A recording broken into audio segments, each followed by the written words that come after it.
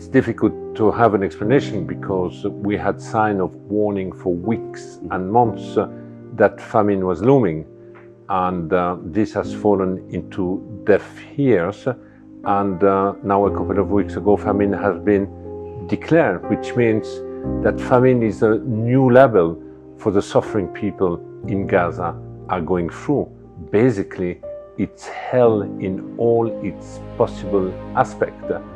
People are not just dying anymore because of the bombardment, are not dying just because they are desperately trying to find food in this abominable Gaza Humanitarian Forum distribution site.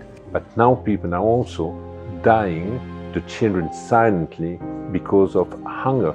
This is a man-made famine, deliberately fabricated.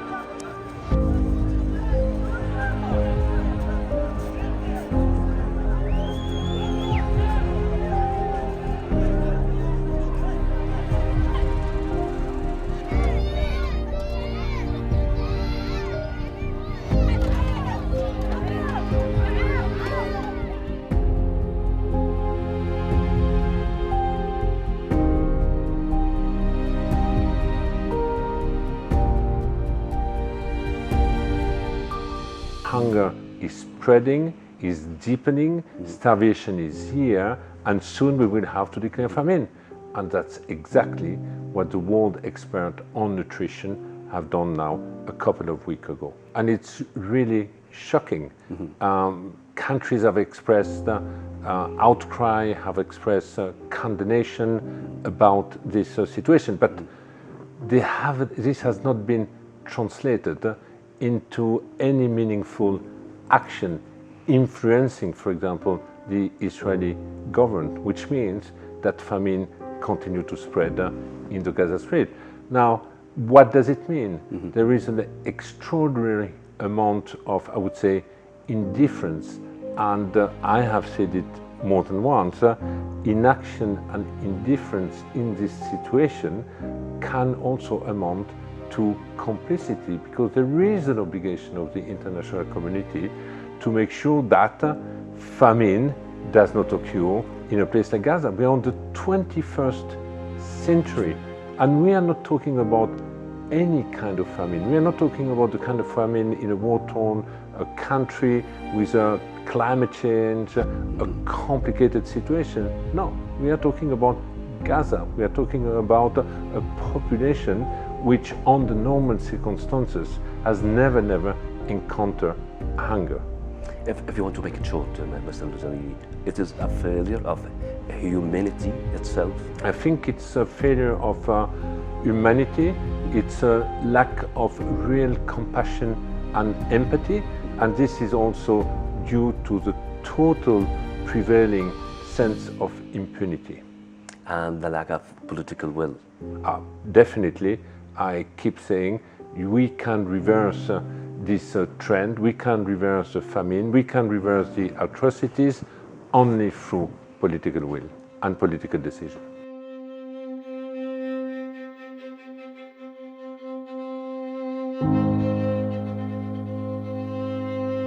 Right now we have a large-scale military operation taking place in Gaza. The entire population has been instructed to move to the south. It's nothing else than forced displacement of an extremely weakened population, a population experiencing famine.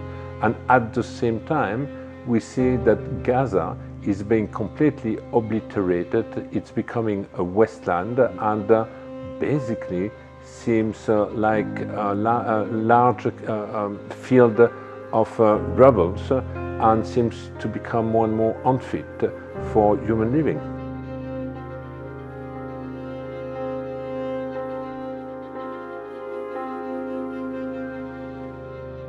First of all, I want to stress that despite all the hostile, adverse environment, our colleagues are still courageously operating both in the West Bank, East Jerusalem, but also in Gaza. On a daily basis, we are providing thousands of primary health consultation. we are doing a nutrition screening, we are managing a shelter, we are ensuring access to clean water. In this context, it is true that UNRWA is also confronted to deep financial crisis, which has worsened this year. It is also the outcome of, I would say, disinformation campaign against the agency. And today we are in a situation for which we have no visibility about our finance for the next for several months.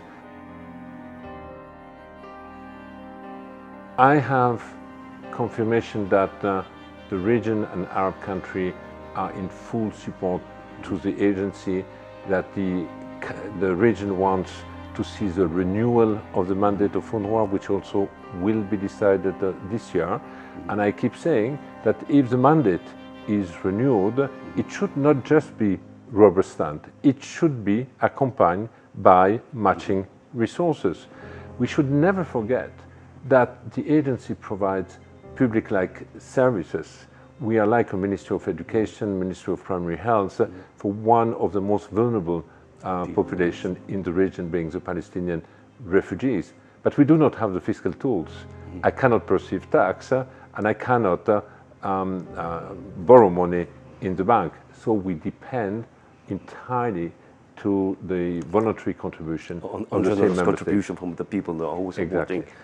But besides that, we continue on a daily basis, and this is really inspiring what our colleagues are doing.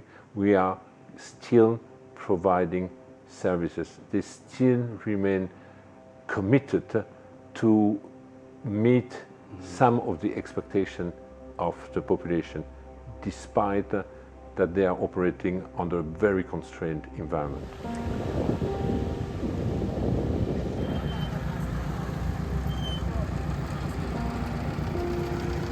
This is part of the disinformation campaign the agency has been under. It has been a very, very harsh disinformation campaign. Israel has not hidden the fact that they want to see the agency to be dismantled. We also know, we hear similar objective coming from the US administration, and it is true that some donors have been after that hesitant to continue to support the agency. Having said that, we still have a strong donor base, countries supporting Palestinian refugees, supporting an agency like ours. And I want also to flag the fact that we had also an extraordinary, I would say, expression of solidarity, which has been translated into resource by the public opinion, individual giving, for which last year we succeeded to receive more than $100 million, and I hope we will succeed the same this year.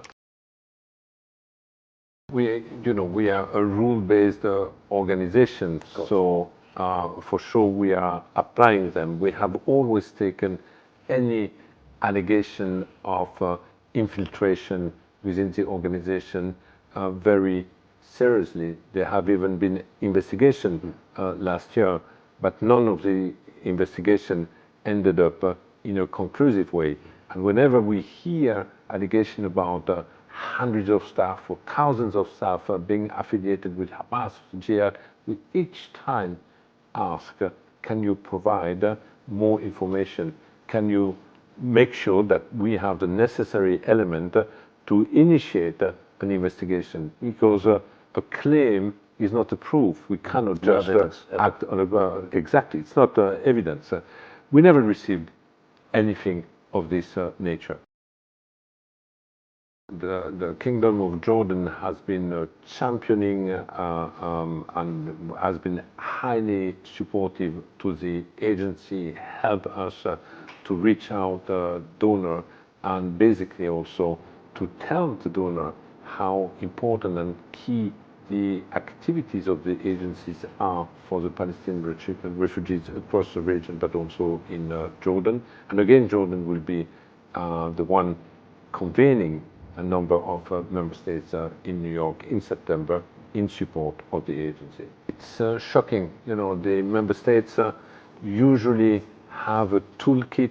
They know how to influence countries or influence those who would be responsible of committing a war crime. Unfortunately, nothing has been used so far, and as I mentioned before, there is this impunity prevailing, which is basically not stopping these atrocities being committed. Under these circumstances, it's almost impossible. I always give the example of the children. We have more than 600,000 girls and boys of the age of primary school, secondary school, deeply traumatized, living in the rubble, and they have been out of school now for more than 2-3 years. We are at the risk of totally losing a generation, and this can only sow the seeds of more bitterness and extremism in the future. It should be in the interest of no one if you want to promote longer-term peace and security in the region. So I believe that if we have a ceasefire tomorrow, one of the top priority is to bring them back into an education environment and to show that a future or better future is still possible. But as you said, the trauma is very, very deep, and it's not just the children. Yeah, I mean, the whole health system has been under assault, like the education system has been under assault. Hospital has been targeted, and we have a long list of people having life-threatening injuries who need to be evacuated. There is no doubt that the health system will also be one of the areas to be prioritized in the future. Meanwhile, and this is also an area where UNRWA provides basic services to the population, we continue to have thousands of people on a daily basis to whom we are providing primary health consultation. You know, it's not a trust in the United Nations, it's, and people in Gaza do the distinction. They do not trust the international community. They do not trust the member state. They lost and you hope. are right. They lost hope. They are afraid that the international community has turned its back on the Palestinian and on the Palestinian refugees. And you are right to say that, you know, elsewhere we might have access, elsewhere we might take measure. The double standard, Mr. Lazzarini? And this is what I have said many times when we talk about the Geneva Convention, international humanitarian law. When it comes to Gaza, the feeling is that it has lost its universality. Here, there is a feeling of a double standard, and for the time being, rightly so. And I have said many times, Gaza might become the graveyard of the Geneva Convention and the international humanitarian law. Hence the importance to make sure that Gaza is not becoming the new norm. And what does it mean? That means we have to act, and it's absolutely unbearable to see the lack of action of the member states.